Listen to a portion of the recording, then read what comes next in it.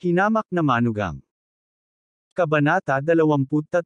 Walang bahid ng guilt sa mukha ni Old Lady Lewis habang tumatango at sinabing tama. Iginuhit ito ni Jane Lewis. Pero babae siya kung tutuusin at nagpakasal sa isang walang kwentang tao.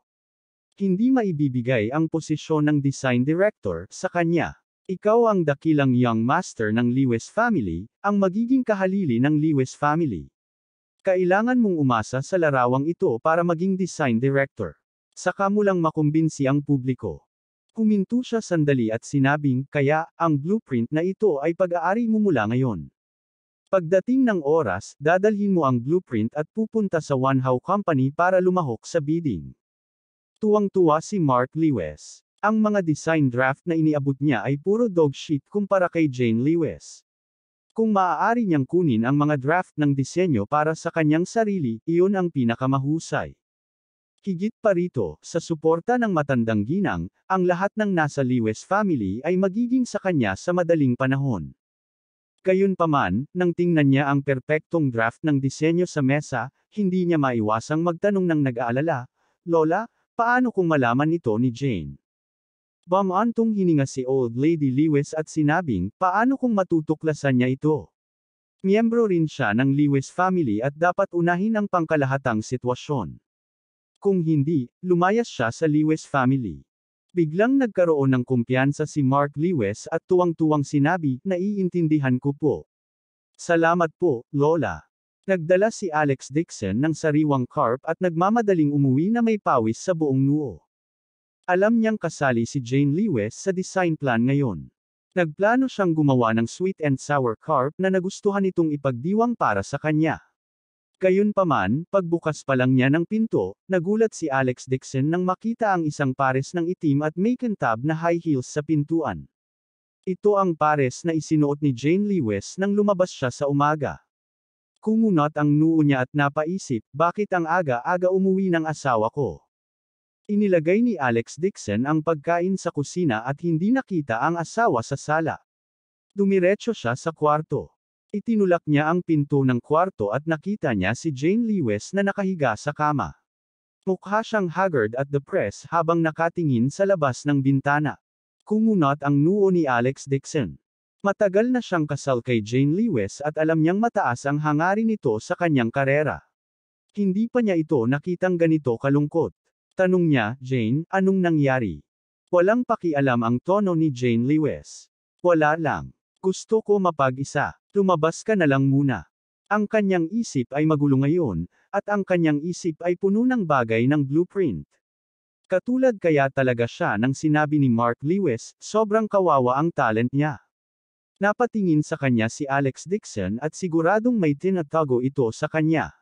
Isinara niya ang pinto ng kwarto at pumasok at nagtanong, dahil hindi ba napili ang iyong disenyo? Hindi inaasahan ni Jane Lewis na tama si Alex Dixon. Tumigil siya saglit at tahimik na tumango. She said with frustration, hindi ako ang napili, pero si Mark Lewis ang napili. Hindi ko talaga makita anong dahilan. Paano nangyari? Kahit na di ko pa nakita ang design mo, sure ako na ang mga design mo ay nasa master level. Mapait na tumawa si Jane Lewis at sinabing, walang kabuluhan na sabihin ang lahat ng ito. Hindi lang ako ang napili. Sabi ni Alex Dixon, di ako naniniwala na si Mark Lewis ay mas magaling pa sayo. Baka binili niya ulit yung design niya. Walang magawang sabi ni Jane Lewis, kahit na binili niya, ano ang magagawa ko? Wala akong patunay at pinagkakatiwalaan siya ni Lola. Ano pa ba ang magagawa ko? Walang pakialam si Alex Dixon.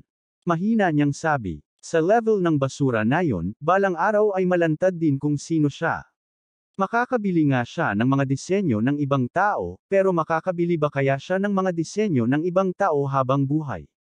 Sa bidding meeting ng One How Company, pinangunahan ni Wang Lizu ang mga senior executive ng kumpanya at pinili ang ipinadala ng Lewis family mula sa hindi mabilang na mga disenyo. Ang disenyong ito ay nobela at kahanga-hanga, at walang mali dito. Hindi lamang nito nasiyahan si Wang Lizu at ang mga arkitekto ng One How Company, kundi pati na rin ang isang sikat na arkitekto sa industriya ng gusali. Pinuri pa niya ang disenyo na ito bilang isang textbook sa industriya. Hindi alam ni Wang Lizu na ang disenyo ay ginawa ng asawa ni Alex Dixon. Pinuri niya si Mark Lewis sa publiko at naghanda pa siyang bigyan siya ng order para sa isa pang gusali. Sa buong araw, parang bagong taon ang kapaligiran sa pamilya Lewis, puno ng saya.